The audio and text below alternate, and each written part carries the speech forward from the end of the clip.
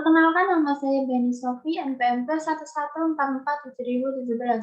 Di sini saya akan mempresentasikan hasil dari makalah yang saya buat. Dalam penyusunan makalah ini, saya menggunakan metode studi pustaka, di mana saya mendapatkan sumber dari internet maupun buku.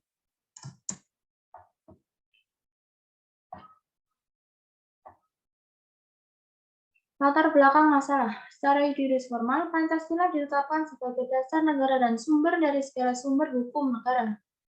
Nilai-nilai Pancasila dapat memberi kontribusi terhadap pengembangan kepribadian dan bahkan dapat menjadi arah berpikir, bersikap, dan berperilaku dalam kehidupan bermasyarakat, berbangsa, dan bernegara di segala aspek kehidupan, baik ekonomi, politik, sosial, budaya, maupun keamanan.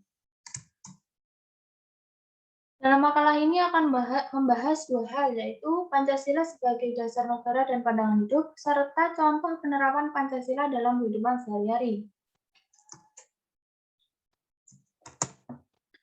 Pancasila sebagai dasar negara dan pandangan hidup memiliki arti Pancasila dijadikan sebagai dasar penyelenggaraan negara. Ini artinya sikap dan tingkah laku dalam bermasyarakat, berbangsa, dan bernegara harus sesuai dengan nilai-nilai Pancasila.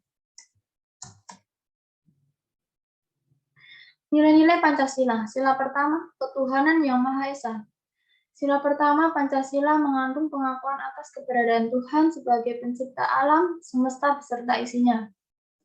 Sila kedua, kemanusiaan yang adil dan beradab. Sila kedua Pancasila mengandung acuan keseluruhan sikap sebagai masyarakat Indonesia. Nilai Pancasila ini mengharuskan kita mengakui kedudukan manusia yang sederajat dan sama. Yang ketiga, persatuan Indonesia. Nilai Pancasila ketiga ini adalah wujud dari paham kebangsaan Indonesia yang mengatasi paham perseorangan, golongan, dan suku bangsa. Yang keempat, kerakyatan yang dipimpin oleh hikmat kebijaksanaan dalam permusyawaratan perwakilan. Indonesia disebut sebagai negara demokrasi. Yang kelima, keadilan sosial bagi seluruh rakyat Indonesia. Pada sila kelima, Pancasila mengandung salah satu tujuan negara yang ingin diwujudkan dalam tata masyarakat Indonesia, yaitu adil dan makmur berdasarkan Pancasila. Contoh penerapan Pancasila dalam kehidupan sehari-hari. Sila pertama, ketuhanan yang Maha Esa. Contohnya tidak memaksakan kepercayaan terhadap orang lain, menghargai kepercayaan orang lain, dan tidak melakukan penistaan agama. Sila kedua, kemanusiaan yang adil dan beradab. Contohnya mengakui persamaan derajat, hak, dan kewajiban asasi setiap manusia tanpa membedakan suku, keturunan, agama, kepercayaan, jenis kelamin, warna kulit, kedudukan sosial, dan lainnya. Sikap membantu orang yang mengalami kesusahan tanpa pilih kasih, dan tidak bersikap semena-mena. Yang ketiga, persatuan Indonesia. Contohnya mengutamakan kepentingan bangsa di atas kepentingan pribadi atau golongan. Mengembangkan sikap bangga dan cinta terhadap tanah air dan bangsa. Dan rela berkorban untuk kepentingan bangsa dan negara apabila diperlukan. Yang keempat, kerakyatan yang dipimpin oleh hikmat kebijaksanaan dalam permusyawaratan perwakilan.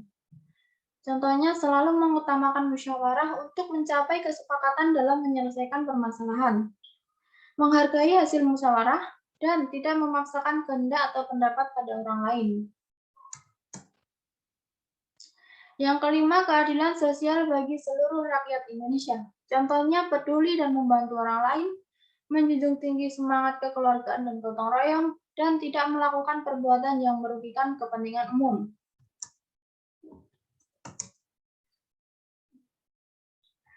Dari makalah tersebut dapat disimpulkan bahwa pentingnya menerapkan nilai-nilai Pancasila di lingkungan masyarakat adalah hal yang perlu diperhatikan dan disadari oleh setiap warga Indonesia, agar tidak terjadi sesuatu yang merugikan negara seperti perpecahan.